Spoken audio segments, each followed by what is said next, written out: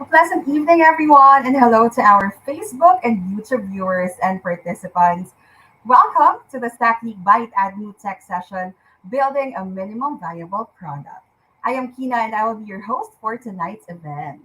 While we are seeing a lot of students here tonight, we have participants here from Emilio Aguinaldo College, Cavite. We have from Lyceum of the Philippines, Cavite, from Batangas, from Baliwag Polytechnic College. Hello to you guys. And we would like to remind all of you that if you have questions regarding Stack League or anything about the session tonight, please type them in the comment section and we're going to answer them later in our Q&A session.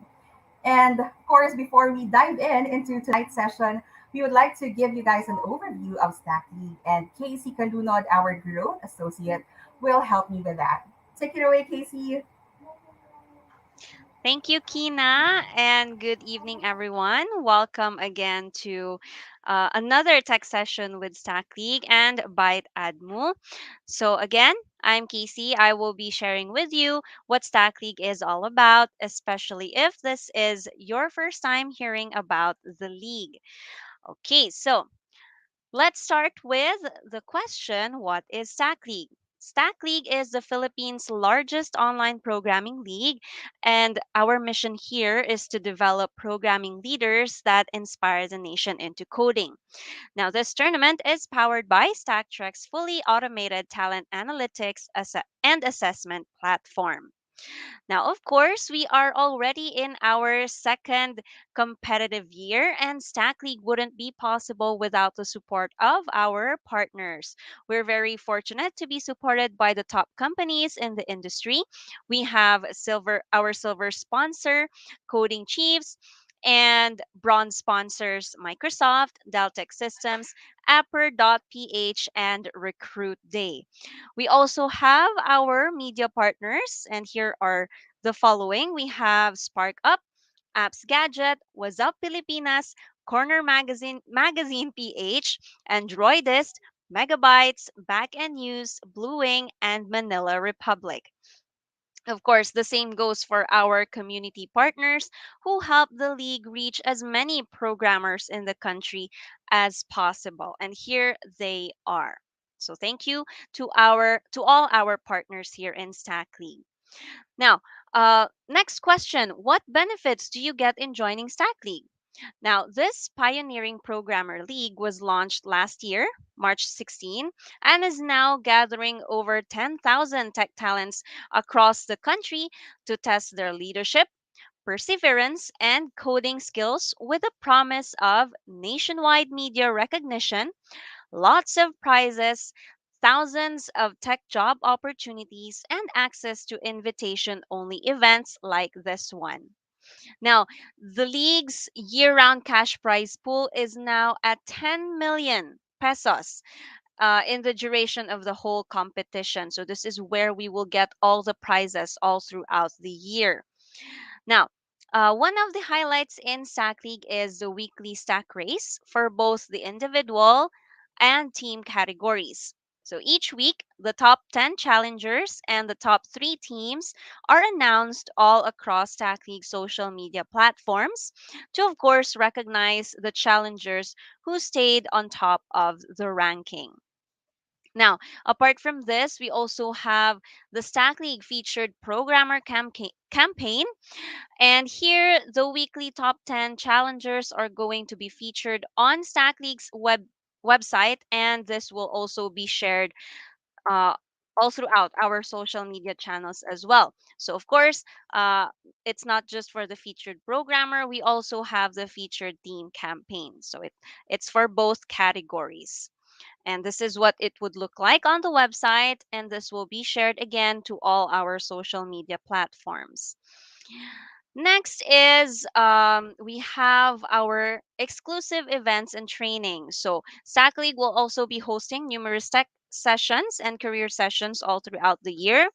And apart from this, there are many exclusive training available for ranking up to the next challenger levels. Now, these sessions or events and training are all for free. So make sure to take advantage of these opportunities. We also have here, of course, the Stack League Ambassador Program, and this is a year round initiative to reward Stack League challengers who go beyond the competition and inspire the nation into coding. Now, to tell you more about the Stack League Ambassador Program, here is a short clip for you.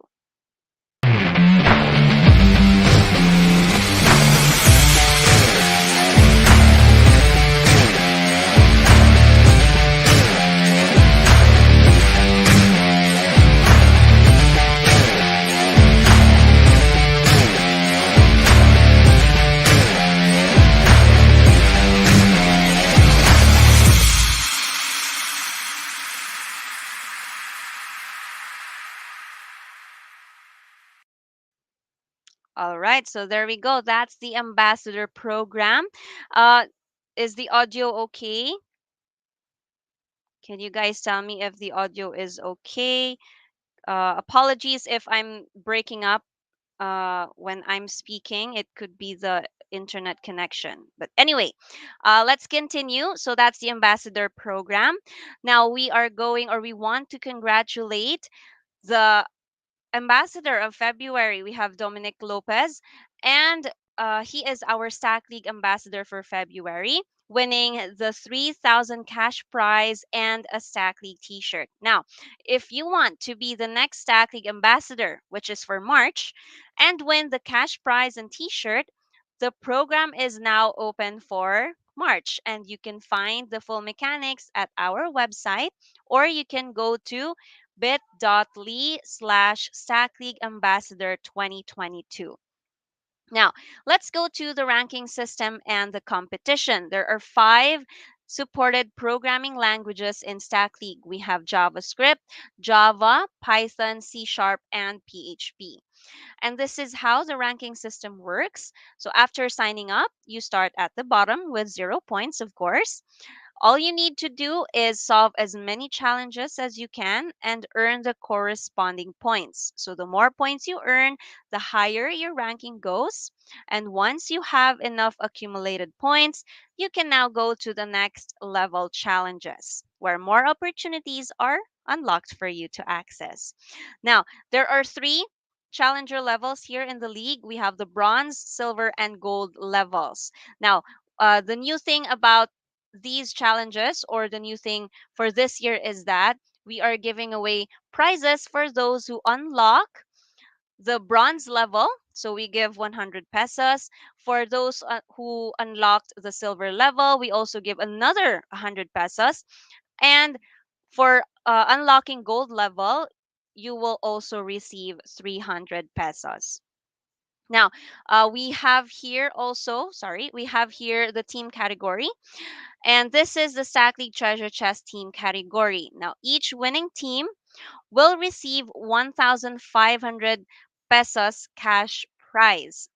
And this week is our last week for the team Treasure Chest team category. So make sure to accumulate or to earn your league points to be able to get the last week for Treasure Chest. So we also have, of course, Treasure Chest for individual category. And this one, the weekly top 10 challengers will receive 5,000 pesos cash prize. Now, this week will also be the last week for Treasure Chest individual category. So earn more league points to be able to join or to land in the top 10 and then receive the cash prize. Now, although or as we are approaching the end of the treasure chest individuals, we are very excited to announce the Stack League playoffs, and this is kicking off this March. Now, Stack League playoffs is a single elimination tournament featuring all monthly qualifiers, where all weekly top 10 Stack League challengers will automatically be invited to the monthly qualifier rounds. Now, to know more about this one, I have another clip for you.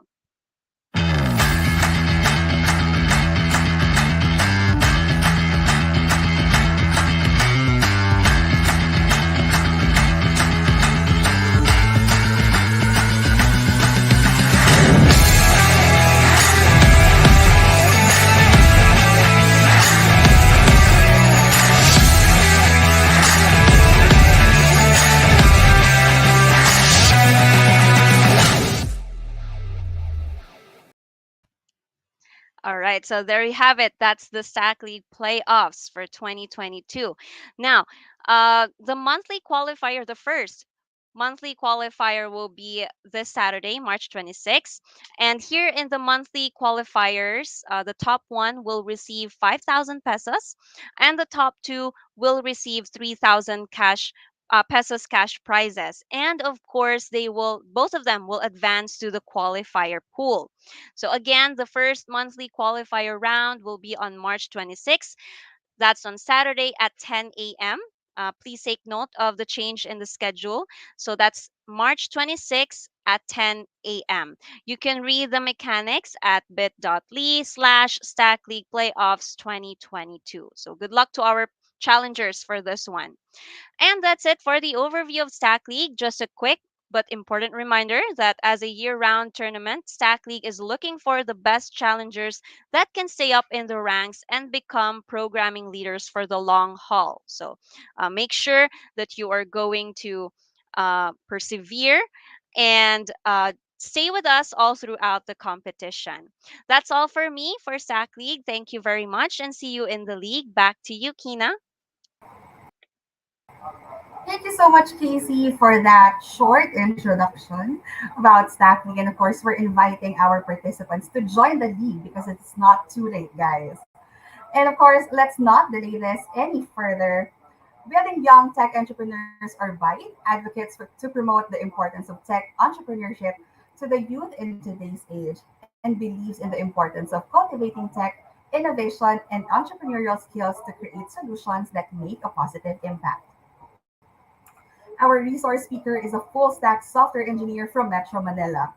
He is currently the COO and co founder of Murch, the go to selling platform for communities where he handles operations and finances and leads the engineering team through proper development, DevOps, and product management practices. Outside of Merch, he has worked on 9 web development projects in the past, ranging from event websites to full scale web applications. He also works as the VP for Tech and Innovation at Byte. He is also a shared value practitioner with an Enabler 1 certification from the Shared Value Initiative in Boston. He aims to lead teams that pioneers innovative technological breakthroughs to propel our nation's capabilities and connect the digital divide in our country. So, let's give a warm welcome. Kanina pa merong mga nagko-comment supporting him. Ladies and gentlemen, Mr. Josh Taningco. Hello everyone. So wait, let me share my screen lang.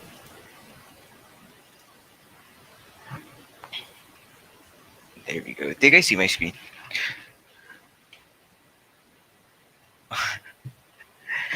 Alright. So, hello. Thanks for the introduction. Hello again everyone. I'm Josh, CEO, co-founder of Murch, and I'm here to talk about, as mentioned earlier, minimum valuable products or MVPs for short. So this is like one of the most commonly used jargons in the tech startup space. So the talk is actually for those who are interested in working in the tech startup space, those who are aiming to be tech founders themselves, or even those who just wants to build cool products for other people to use. But before we move on to all of that, I would like to ask you all a question. Why do you want to build products? So feel free to leave your answers in the chat, whether you're watching on Facebook or on YouTube. Just comment below why you want to build products.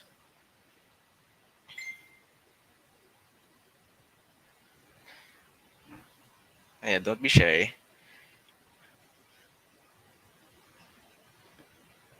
Alright. I guess some of us really just want to build products to delight ourselves and our friends.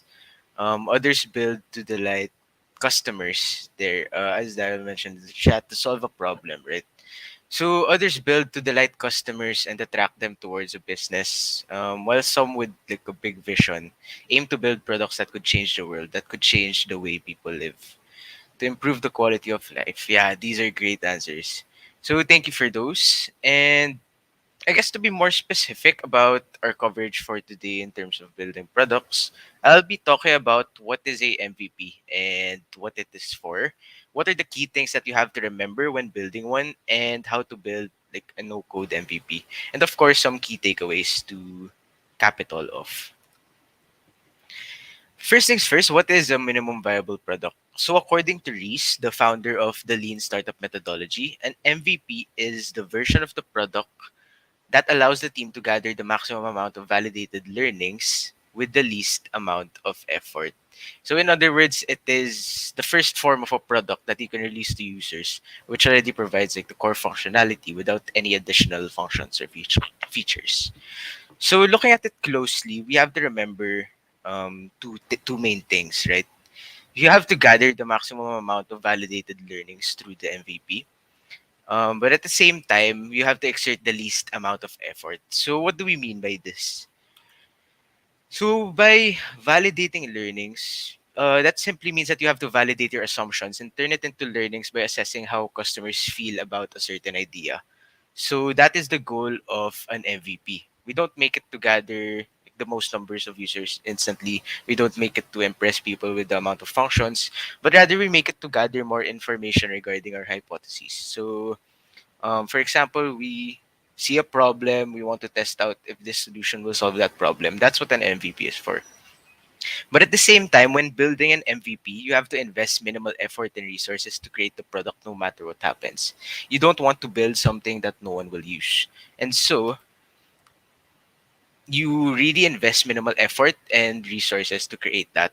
Um, yeah, as I mentioned, this is done really to avoid building a complete product that doesn't really appeal to any target market, that doesn't really get used by a lot of people.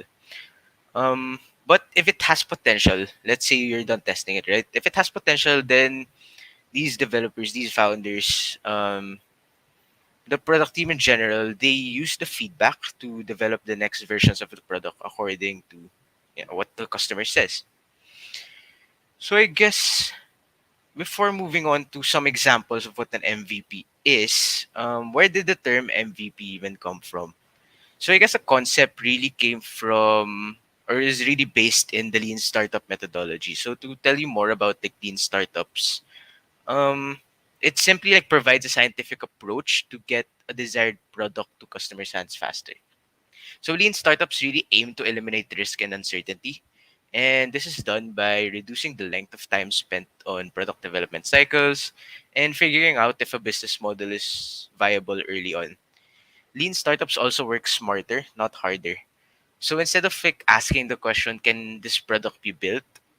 You ask the question, should this product be built? Or can we even build like a sustainable business around this product? So using like an MVP to test business models is one of the, if not the most popular like startup launch scheme nowadays. So companies such as Amazon, Airbnb, Slack, Spotify, all of these started their way to unicorn status with minimal viable products.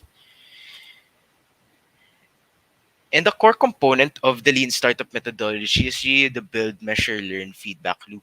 So the first step really to building an MVP is figuring out the problem first, right? So you figure out the problem that needs to be solved, and then you build the minimum viable product. So you start with the learn. Um, Learn about the problem, then you build the minimum viable product. Once the MVP is established, you start measuring actionable metrics that can demonstrate the cause and effect questions. Then you generate insights from it. And this cycle just goes on as you continue iterating on the product according to your newly generated ideas. And at one point, it will be clear that a startup is succeeding or not with its current business model. The more you test, the more you will know. So I guess one example of a unicorn company which started with a really great MVP is Dropbox. So with Dropbox, the founders really believed that file synchronization was a problem that most people didn't know they had. So it's like one of those experiences that you can't live without upon trying. Imagine like living for a year without social media or internet in general. That was their vision for Dropbox's file sync functionality. However, they weren't really sure of these assumptions, so they wanted to get feedback from customers about what really mattered to them. So the founders of Dropbox tried explaining the solution to various venture capitalists and investors, and they said that there are already current products just like this. So when the founders asked them if these products worked seamlessly, these investors said no. So take note that this was like the time when Google Drive wasn't even a thing that people usually use. So because of these like existing solutions back then, that's pretty similar to Dropbox. The firms and investors couldn't believe in their vision of providing like a great user experience with a problem at hand. So what Dropbox needed to do really is to test its leap of faith question. So they wanted to know if we can provide a superior user experience, then will people give our product a try? But in order to create just a prototype, they had to overcome like significant technical hurdles, including an online service component that required like high reliability and availability. So in short, it was really impossible to demonstrate to investors. So what did the founders do? Can anyone guess, or does anyone know what they did, or how did they make the MVP based on the information that I just shared?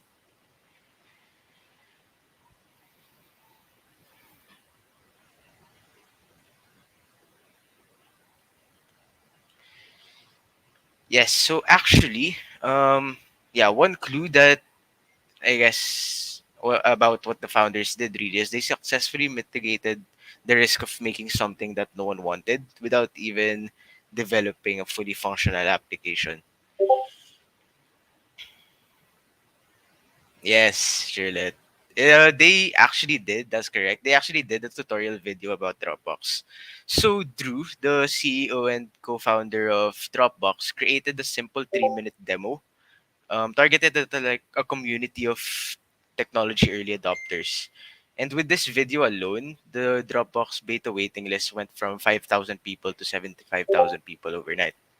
So this was already their way of validating the aforementioned assumption that customers wanted the product because they actually signed up for the waitlist. And they even realized that launching is painful, but not learning is fatal to their business. So, as I mentioned earlier, you have to put something in the user's hands and get real feedback as soon as possible. That is the most important thing in regards to MVPs. So, what are some other MVPs that you may know? Um, there's Amazon. So, Amazon wanted to validate if online shopping is the next big thing. So, they started off as an online bookstore, revolving around the concept of books on the internet, right? So why books?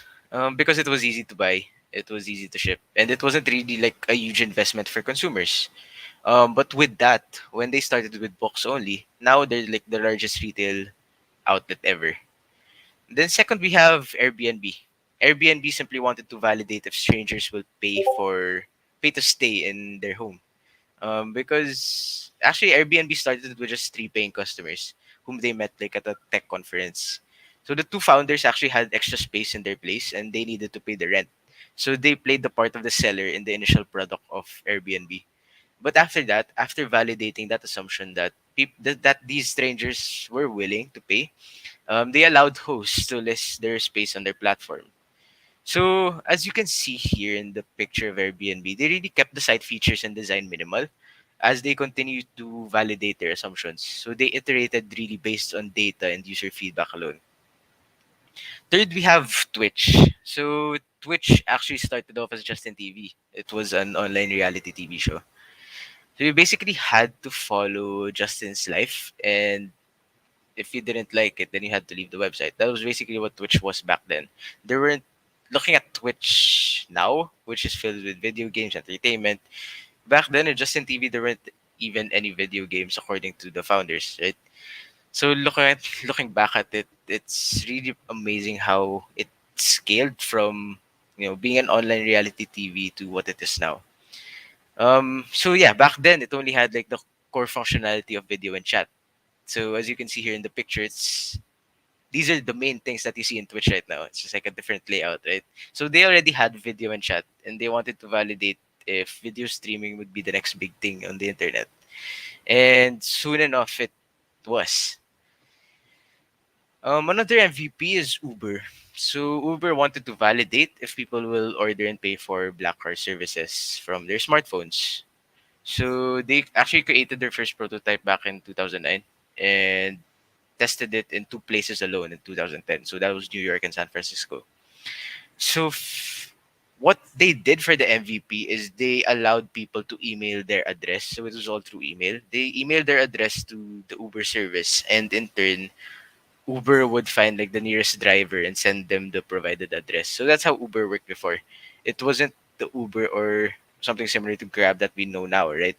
It was a lot of manual processes like email sending, and like. And lastly, we have Spotify. So Spotify simply wanted to validate if people are happy to stream, uh, rather than to own music. Because remember, this was like way back in 2006 when Spotify launched. Streaming in general was like a horrible experience. So this was the time when like we still had to download music in our iPods, etc. So what did Spotify do during that time? They hacked up like a technical prototype. So instead of spending years working on a fully functional application, instead of spending years building the product, they simply made the playback fast and stable. That was the core function that they focused on, the playback, because it was a horrible experience at that time. So upon finishing their first prototype, which only contained like playing music, they sent it out already to some friends and family for feedback. Like they asked, how is the playback? What else can we improve on?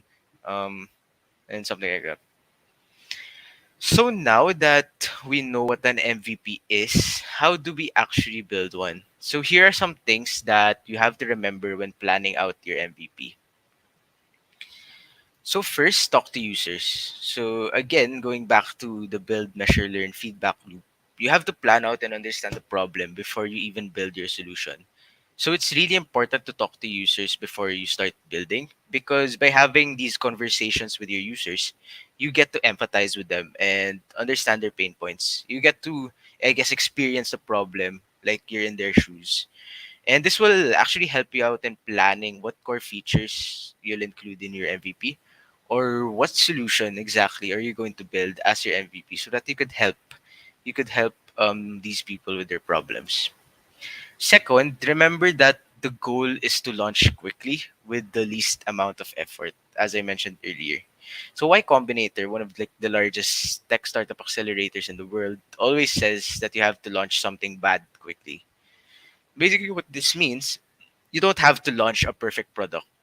As I keep mentioning from earlier, you just have to launch something that contains the main functionalities, the core functions, and then you have to get feedback as soon as possible. So upon launching, you get potential customers, right? And you don't need to have like a lot of initial customers. That doesn't really define what you are or what your product is or how good it can be. But you'll need customers who will interact with your product and actually provide value adding feedback that will help you along the way. Third, you fall in love with the problem and not the solution. So, I mean, Josh, isn't like the solution important? Yes, of course, the solution is important. However, what I mean by falling in love with the problem is you don't want really to work on a solution that doesn't solve anything. So you have to fully understand the problem. You have to be addicted to the problem in order to find a solution that would best fit it. And I guess this doesn't really mean that you have to stop iterating on the product, right? This simply states that you have to talk and listen to the feedback, as I mentioned earlier, so that you don't waste your time, money, and effort working on an unvalidated solution. So I guess let's say my friend bought like a new pen, right? That I made, and upon writing on a notebook, an entire notebook, it suddenly ran out of ink. So it's pretty different from the other pens that he bought before. So the problem with my pen is that it immediately runs out of ink. So it's like my friend kind of wastes his money. That's how he feels, right? So I can't use the pen naman as like a screw or use it for something completely different. So I talked to my friend and asked him about the problem. Then I fix the solution according to what he says. So that's what I mean by falling in love with the problem and not the solution. Instead of saying that this is the best pen, you have to understand that the pen that you made, the solution that you made wasn't the best. And so it didn't really solve the problem that he had. And so I have to iterate more on it, or at least I have to pivot. What feature should I focus on next? And yeah, I guess you really just have to continue improving on the solution until it solves your user problems. So last, remember to keep it lean. Keep your MVP lean. So you build an application with very limited functionality, fast and with minimal effort, really. So instead of like targeting a huge market from the get go, like instead of targeting, let's say, the entire Philippines when you're building the product, you have to appeal to like a small set of initial users first. So, which portion of the Philippines? Geographically, you can segment that, or demographically, you can segment that as well. You have to target like a small set of initial users. Use this as a starting point, as a base to really iterate from, and not really something that would define your product from the get go, right? You just have to start. And with that, I guess keep in mind that your MVP isn't going to be special. It won't be like a fully functional app already. It will be something that will really just target like a small set of initial users. So I guess another tip really is that if you're keeping it lean, it's not an MVP if you build it for more than a month. I get more than 2 months. So you really have to like build something fast and then just get feedback from users. Just send it out, ship it out to users so that you can get feedback as soon as possible. So with that, with those four things, I guess like we can now move on, like what can you build or how can you actually build like an MVP? Nowadays, a common way of building MVPs really is through no code. So I guess how does no code really help with starting a startup or building a personal a passion project? In general, no code tools simply allow you to build faster with less effort and less cost. So this perfectly fits what I mentioned earlier about gathering validated learnings with minimal effort. So what can you build with no code today? No code is actually used more often nowadays for pages that doesn't really require necessary complexity to reduce the effort exhibited towards development. Since, as I mentioned earlier, you really want to create the MVP with minimal effort. So no code is like a great tool to use or to create an MVP with. So the things that you can build with no code nowadays are first landing pages which would you know tell or state what your project is all about, what your startup is all about. Um, Second, we have blogs. So there are a lot of no-code tools for blogs nowadays, like WordPress or Squarespace, if I remember correctly. And then third, we have e-commerce platforms. So Amazon, Shopify, Lazada. You can actually build something similar to that through no-code platforms like Shopify or low-code at least. And then lastly, you can actually build fully functional web applications already with Bubble. But I guess, Josh, isn't it important to write code?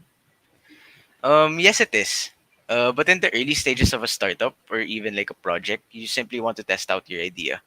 So, as I mentioned earlier, right, you don't want to create something or you don't want to build something for a year and then no one uses it. So, you simply want to validate your assumptions first before going all in.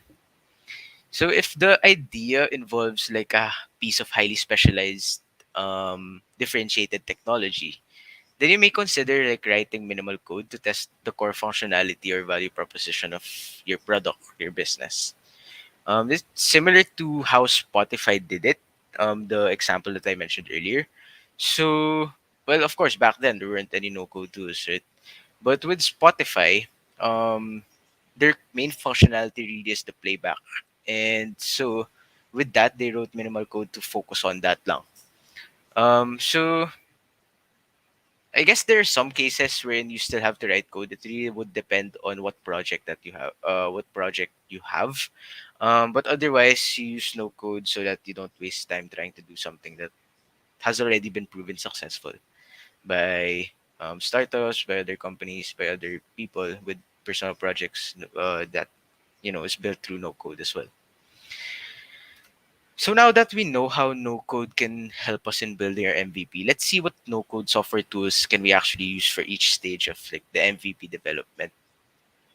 So I mentioned earlier that you really have to talk to users to understand the problem. So this is often done through something which we call UX research, which I won't be diving deeper into in this talk. But I guess the gist of it really is that you talk to your users, basically. Talk to your users to generate insights so that you can understand which features you will include in your MVP, right? And after that, you usually do the wireframe. So what is a wireframe? Wireframes are basically sketches that showcase how your prototype will look like. So upon understanding like the problem, you try to sketch out a wireframe of how your MVP will look like. This can be done through like any of the following applications that are here on the screen. So all of these apps offer features that aim to put together functional prototypes quickly naman, which you can share to others even as a demo. So one of the most prominent all-in-one tools really is Figma. So I'll be going through each one so that you guys could have an idea on which to use. Um, I'll be mentioning, I guess, the edge of one app to another. So Figma first, it's arguably the most prominent one out there. Figma makes collaboration and accessibility seamless, really, for the entire product team. And it also contains like flexible styles to control the appearance of text, grids, and other project elements. So for example, I guess when you make the design system, um, you really have the control when using Figma to, you know, make it however you want it. But at the same time, there are already templates from the community, from a large supportive community that, um, creates templates for those sorts of things. It also includes like a variety of plugins created by both the Figma team and members of the community as well. That really just helps out in illustrating user flows and um, the like and other uh, I guess things that you have to do really. So I guess after Figma we have Adobe XD. So what is Adobe XD? Adobe XD is pretty similar. It offers like a vector-based system for putting together prototypes. And this already includes tools for interactions, transitions, and other types of dynamic functionality. I guess the edge that Adobe XD has is that it works well alongside other Adobe apps like Illustrator and Photoshop. So if you're used to using those sort of apps, then I think Adobe XD would be a great place to start. For Sketch, uniformity and I guess consistency drives its functionality.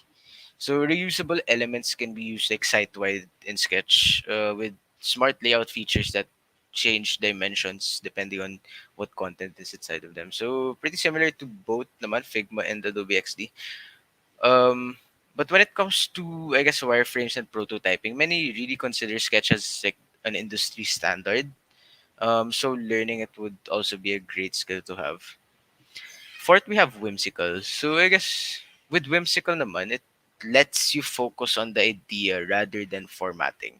So it keeps things fast, simple, and it produces the diagrams without much effort. Um, then lastly, we have Envision. So Envision's strengths come in collaboration.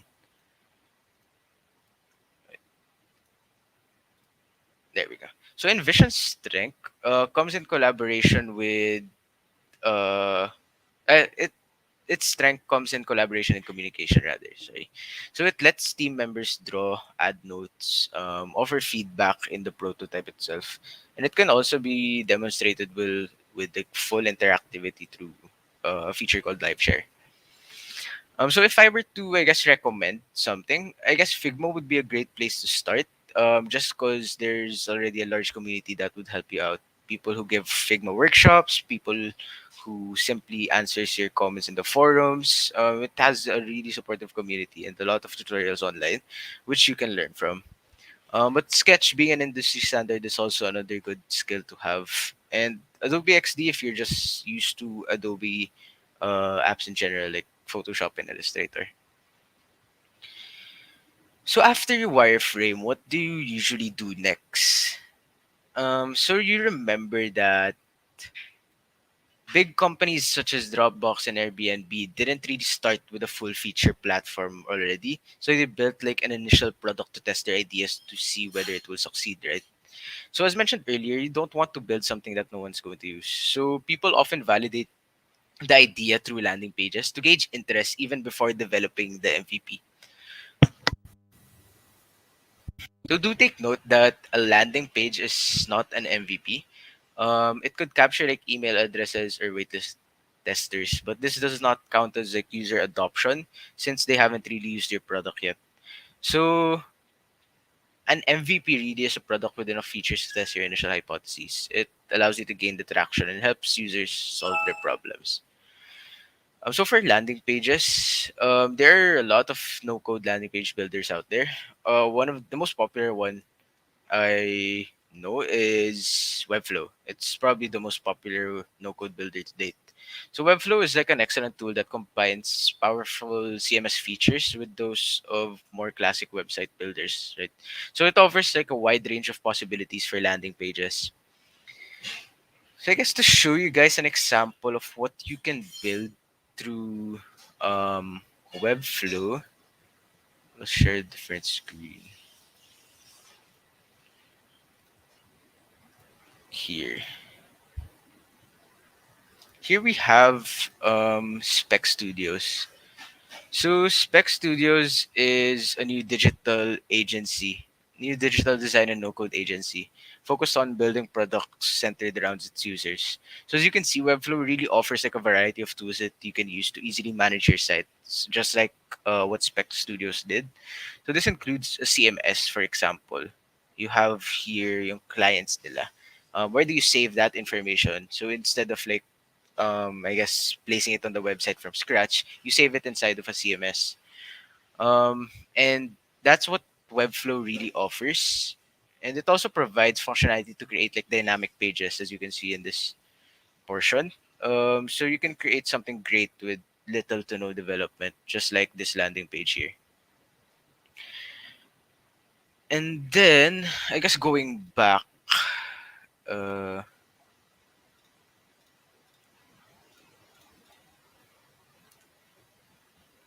going back to the different no-code tools which you can use for landing pages. Um, we have Type Dream. So Type Dream is a no-code website builder, which they state is as easy as Notion and as pretty as Webflow.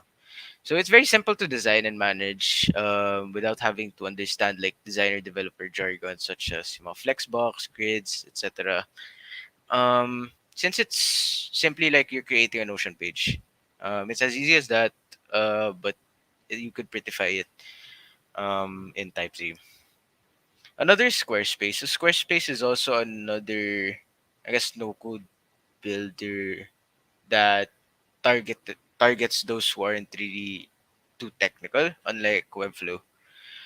Um, and lastly, for landing page, Figma prototypes can also act like an initial landing page. However, parang this removes like the functionality of having call to actions, which are very important to track in like a landing page, right? But you may if you want. It depends really on the context of your business or your product.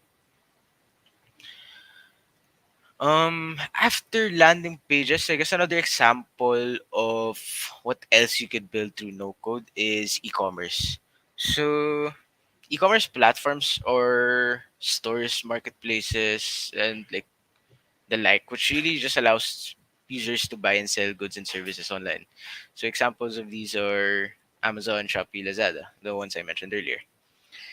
Um, so all of these no code tools actually offer like the core features that an online store will need to start selling online. Um, the most popular one, I guess, is Shopify. It's not really no code. It could be low code, um, but it is the most popular one out there. So Shopify is a complete commerce platform that lets you start, grow, and manage a business online. So I guess I'll show you guys another example of what you can build in Shopify. Oh,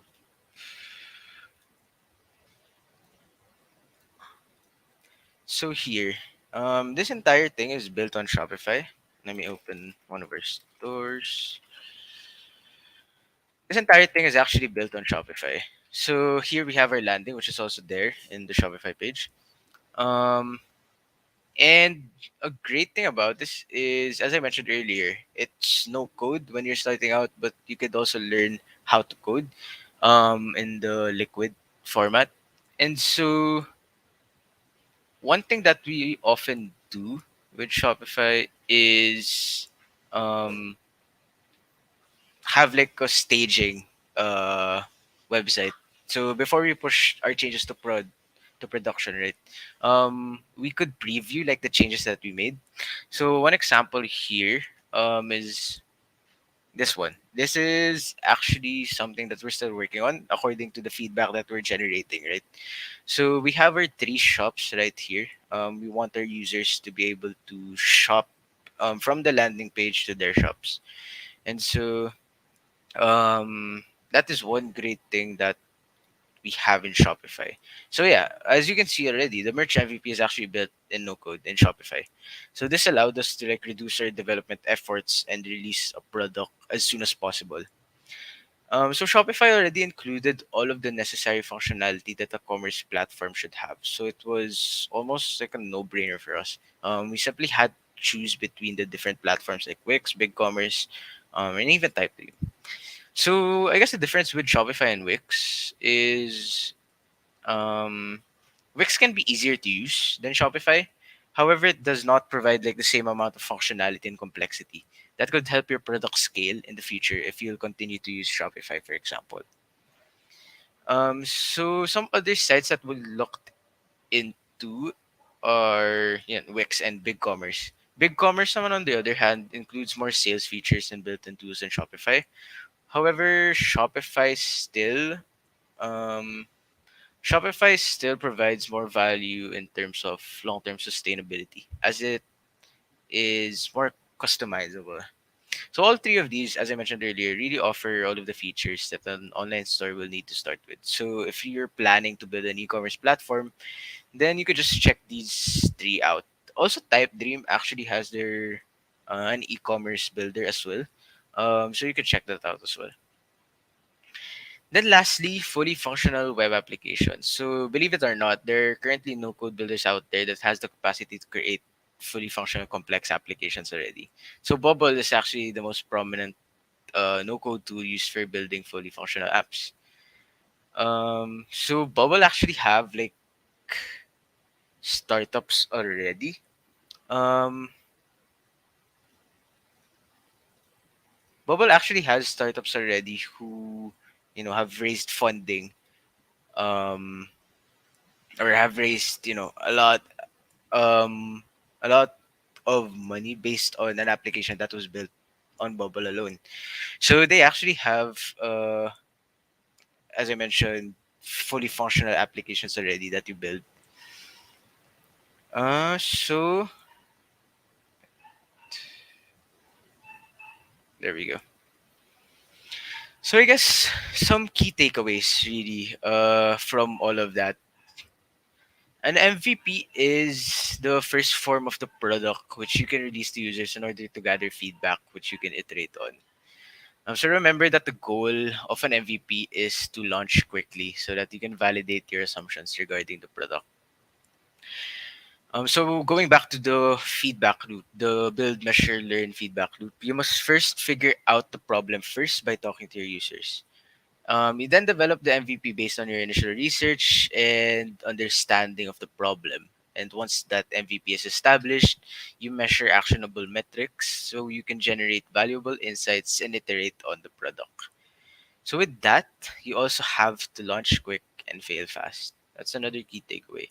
This allows you to iterate on your product according to user feedback faster, giving you an edge over everyone else making a similar product or having like a similar vision towards the goal.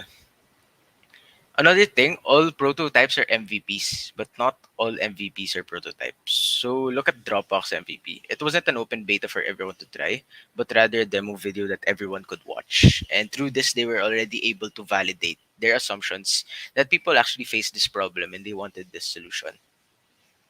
And lastly, one of the most important things to note, fall in love with the problem, not the solution. So one of the most common things that first-time founders or first-time builders do is solely focus on the solution.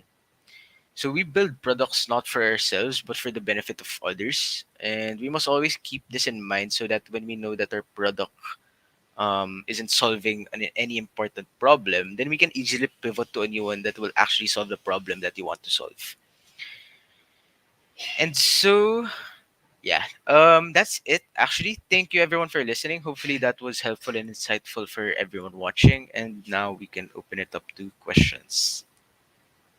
All right, thank you so much, Josh, for that very informative presentation and for making it very easy for us to understand why it's important to build an MVP and how we can build one.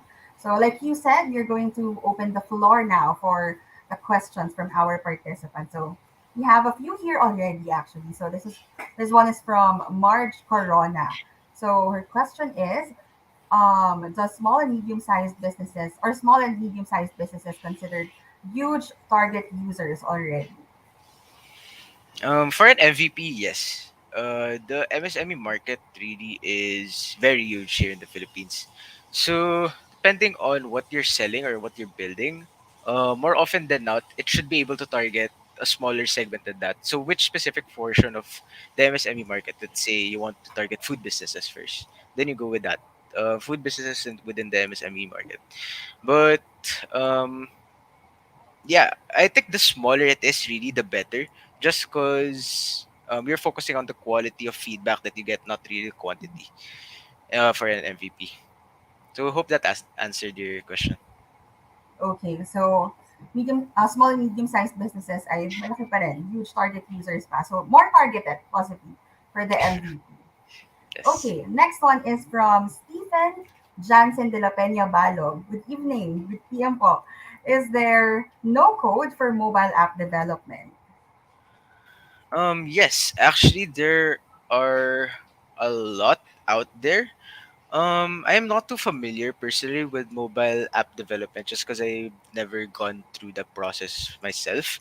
Um, But there are a lot of existing applications out there that could help you out really in creating a mobile app, or that is really centered towards mobile app development, but it's no code. So yeah, I'm All sorry I right. can't really give like a specific software that you can use since I never really tried it myself. Pero meron. There should be Yeah. something that they can use. Okay. All right, let's go to our next question. This is from Rico, and he's asking, do we really need a wireframe in creating web projects? Yes, more often than not. Just cause the wireframes is usually built upon the insights that you generate when talking to your users. So while talking to your users, you further understand the problem, and then you have to flesh out the idea first, of course. Fleshing out that idea is also what you do in wireframing. So basically, you want to create the best user experience for them so that they won't have to, face this problem Mhm. within the application itself. So yeah. Yeah. Okay, Rico, it's important to have a wireframe. All right, this one next is from Ray. So, what do you think are the most common startup app concepts? Most common startup app concepts. Not really startup app concepts, but a lot of people when you start building, for example, people start building social media platforms, right? For developers or for myself at least. I tried building one before, just for the laws, just for practice, really. So I think that's one of the most common things for engineers, at least, is to build either an e-commerce platform or a social media platform. In terms of like common startup app concepts, it usually changes from time to time, the trends, Right. but I would say fintech is a really huge trend recently. Um, and I guess the Web3 space is also pretty trending. Okay. All right. Next one. We have a lot of questions coming in right now. This one is from Francis Alba. What is the ideal number of team members you should get for an MVP, and how do you manage the workload? Hmm. Honestly, um, in terms of like MVPs, one person alone can really do the development, and then another person can really do the design. Um, that's why I kept telling you guys a while ago to really focus on minimal features, or to um really focus on the core functionality that you want to provide, and then leave the rest out for the later versions of your product. Because you're really just focusing on creating an app that could do one or two things. I guess one to three things really for the MVP. So I guess one person could really build it in less than a month, supposedly. If it's more than that, then more often than not, that's more than just an MVP already. You're probably including more features than what you need for the MVP. All right. So one person is enough. You're working on the core functionality only. Don't go Yeah. beyond that for the MVP. All right. So next one is from JP de la Vega. When it comes to accessibility, how can you build a successful MVP? Hmm. When it comes to accessibility, again, I guess that would really depend on the target market, right? You have to segment the initial users into a small market, and you have to think of how accessible it should be in terms of that. Um, but when it comes to accessibility, if you mean like, for example, hardware, for the general public, that would be a difficult thing, especially if it's out of your reach. So I guess one thing you could do is similar to Dropbox, where you could, show a prototype instead, and just get user feedback. The important thing, really, for a successful MVP is to get more feedback. Um, and to be completely honest, negative feedback is better than positive feedback, just so that you know that you can improve on it more. And you're not really wasting your time on, you know, um, showing like prototypes without getting much feedback back. So value adding feedback is really important for MVPs. All right. Okay. Next one is from Idel, and this one is a comment from YouTube. So she's a YouTube viewer. How can I Yes. keep my app from failing? I hope I can answer that question because I don't think anyone can keep our apps from failing, really. Right.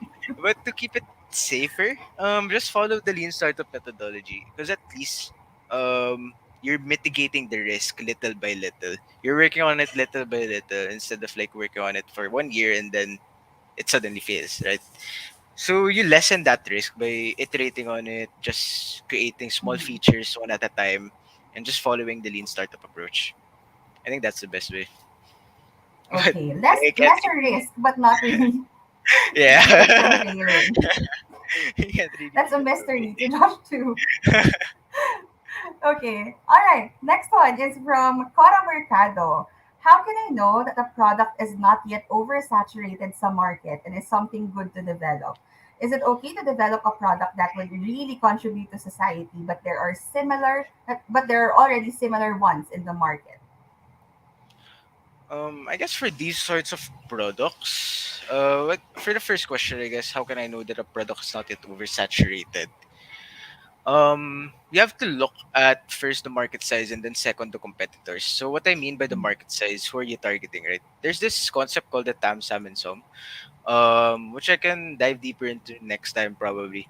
But the market size, you simply get uh, which number of people can you obtain, and which number of people can you obtain realistically and ideally. Those two, I guess, for the market size. And then for the other thing, for competitors, you really just look at which do you have a app that is just the same, exactly the same as yours, and then the only different thing is probably the business model. With that, it's a lot harder to enter. But Mhm. as long as I guess you have a really a competitive edge, which um, and something uh which your product has that anyone else can't copy, Mhm. then that would be better. All right. So I guess that's also why you look for valuable feedback because from the experience, the first experience of your users, you get to know what they need back that you Yeah. don't have yet. So you can explore on that also. And because of Cora's question, we are going to have Josh back in our tech sessions to discuss more on that. But for now, we have a few more questions to go. So the next one is from Angelo Hibia Capini. The question is, if an MVP starts getting traction, how do you improve upon it to start making it a big project? If a MVP starts getting traction, you simply continue the loop. Really, the build, measure, feedback loop. You, you build an MVP, right, and then you'll generate insights from it. Um, Good. Oh, you measure metrics rather, and then from those metrics you generate insights from it, and then that loop really just continues on and on even after your MVP. So as long as you follow like the lean startup methodology and the agile product development, it's really going to be like an iteration of feature for feature lang. I think the only thing that will differ really is how you would prioritize features na, because once you start getting traction, it's going to be harder to prioritize these. You'll take a lot of things into consideration when you prioritize these different features. Um, so that's the harder thing to do. But the in general, the process is still the same. You build, you measure, you learn. You build, you measure, you learn. Okay, so it's just a matter of prioritizing which features you want to build up on next. Okay, this one is from Billy Punzalan. Good evening po. Any tips po for creating app development? So this is a more general question. Want to hear it from you, Josh. Mm, any tips? Really just start on it. I think starting app development, starting web development, or any when it comes to personal projects or even like business ideas, startups, the hardest part really is to start. But once you start, everything's going to be um, you know, parang mas magaan na siya from there. Right. Because starting really is the hardest part. You're going to be scared. The fear is going to get to you. What if it fails? What if this happens? But you'll never know until you try. And I guess that's the main tip I usually give talaga to people who want to start coding as well. Because when it comes to coding, even I got scared before joining. Like, I thought, ang daming math neto, ayoko dito. Like, yung mga ganun. But then when I started coding, I instantly fell in love with it. And I just had to keep learning, had to keep growing from that. Um, so yeah, just really start and don't be afraid to commit to make mistakes. Also, create personal projects. That really helps out a lot, not, both in your confidence and in your growth. Okay, so just do it. Start on it. Take that first step, Billy. Yeah. All right, this one is from Claude Jeremy Arago. What no-code software can you recommend to build apps or software products? I guess fully functional apps. I would recommend Bubble. Bubble is probably the most prominent one, if not the only one. I'm not entirely sure.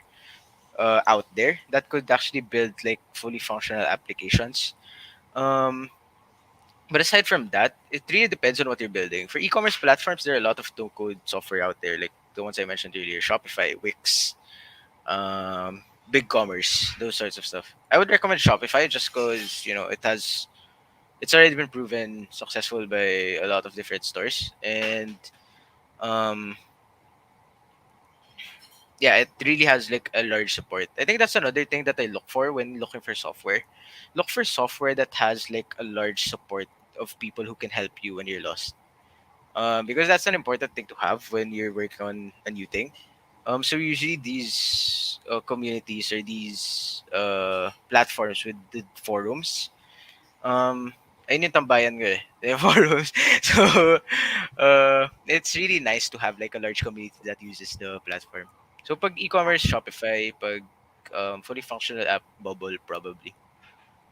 All right, so Bubble, Shopify, and something that you can have great support with. The next one is from Cora Mercado again.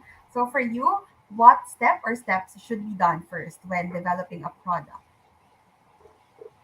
What stuff should be done first? Talk to the user, of course. Yeah, you really have to talk to users. You can't build a product without understanding the problem first. And so, talking to the users and understanding their pain points. It's better also, or it's really good if you're the user yourself, if you're experiencing the problem yourself. So at least you know firsthand that the solution is enough for you. But you still have to talk to other people. Because talking to your users and empathizing with them, getting their insights on how you can help solve their problems would really Right. benefit you in developing a product. Okay. And at the end, sila pa din naman talaga, users. Mm-mm. Right, nanggagamit ng product mo. Kaya Yeah. you're called user. So, yeah, we should listen Yeah. to the pain points of our users. All right, this one is from Jordan Lacanduna. What would be the ideal way to deal with visual clients that receive the MVP with mostly just functionals available with minimum design? Visual people tend to not like such MVPs. Mm, hmm. I'm not entirely sure how I can answer your question just because I never really experienced it myself dealing with the client and building like an MVP. But I guess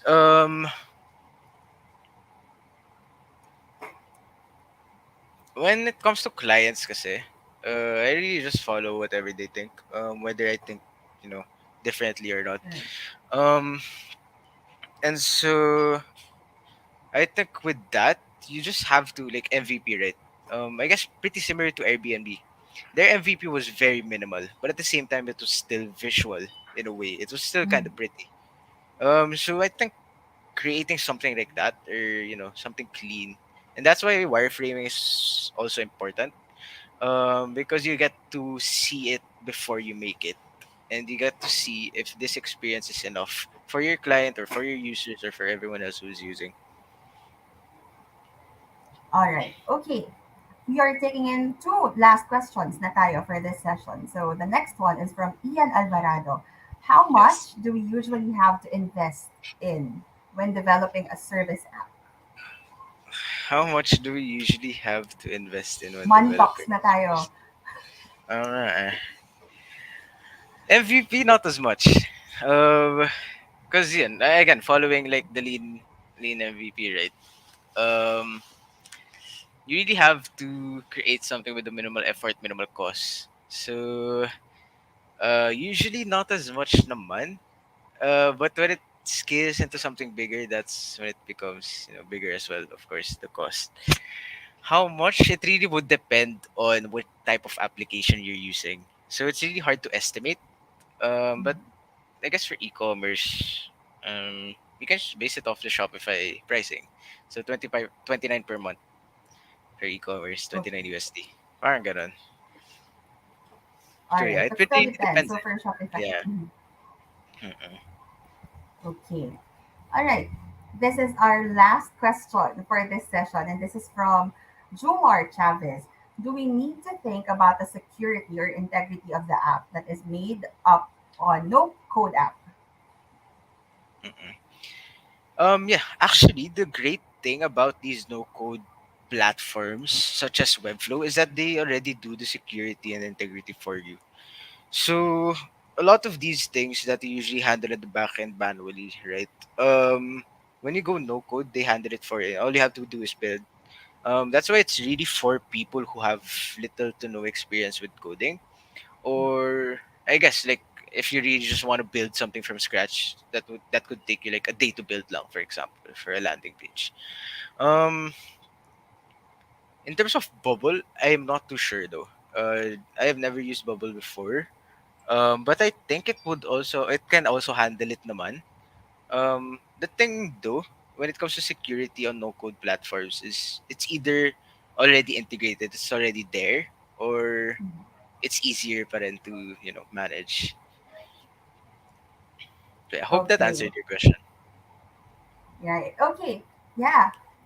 That is our last question, and that was very clear, actually, Josh. Thank you so much for answering the questions of our participants tonight. Is there anything that you would like to say to everyone before we let you go for this session? All right. I guess I just really want to thank everyone for listening, for hopping on the call, and hopefully you guys learned something out of this talk. And I guess shameful plug. Go check out merch.shop. That is what we're currently working on right now. And yeah, feel free to let me know what you know, and feel free to contact me through any of these platforms also that's on the screen right now. All So yeah, right. Once again, that's merch.shop. yes. Okay, visit that, guys. We are going to be there, Josh, for you. And we are also going to shower you with all the questions that we have passed, since we have a lot of things that we opened up tonight that you still have to share with us. All right. Yeah. Once So again, feel thank free, you so guys, much. Yeah. feel free to contact me. Really. I'll probably be answering mostly on email. So email or Twitter. So contact me in those two platforms. Then yeah, feel free to just ask anything that you want to know more about through this. That I didn't really explain enough in the talk. Oh yeah. Thanks again, everyone. All right. Once again, thank you so much, Josh, for being with us tonight. And we learned a lot from you. Thank you so much. We're going to have you back, definitely. Thanks for having me. All right. So, once again, everyone, thank you so much for joining us. But before we end tonight's session, let me share with you the upcoming Stack League events for March. So the first one is the Stack League Microsoft Tech Session Cloud 101, which is happening on March 24th. That's on Thursday, and that will start at 6 p.m. We also have the Stack League Draper Startup House Future Economy in the Metaverse and why it matters in the Philippines, which is happening on March 30. That's a Wednesday, and that also starts at 6 p.m. The next one is happening on March 31, and that is the Stack League Recruit Day Career Session Women in Tech. Of course, there are plenty of opportunities for you guys to learn here at Stack League. So just visit facebook.com/stackleague/events for the registration details and get the latest updates for the upcoming events for Stack League. Also, the Stack League Ambassador for March is now open and accepting entries.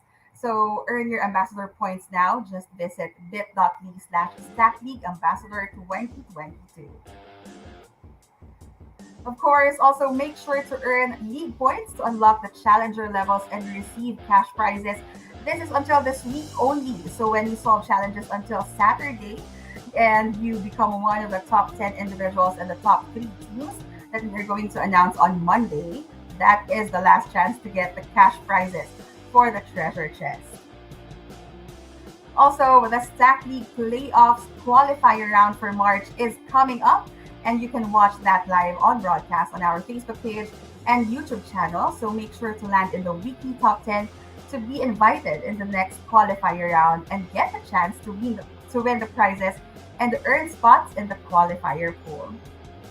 And that's all for our announcements for this March. Of course, follow our social media accounts so you can stay updated in the following events that we are going to have. Now we have come to the end of our tech session tonight. On behalf of the Stack League team, I would like to say thank you to everybody for joining the Stack League Byte ADMU Tech session, building a minimum viable product. And if you don't have a StackLeague account yet, make sure to sign up now at stackleague.com. And of course, invite your friends and family who you think should be part of the league. Now, see you guys at the next StackLeague event. This has been your host, Tina, and good night, everyone.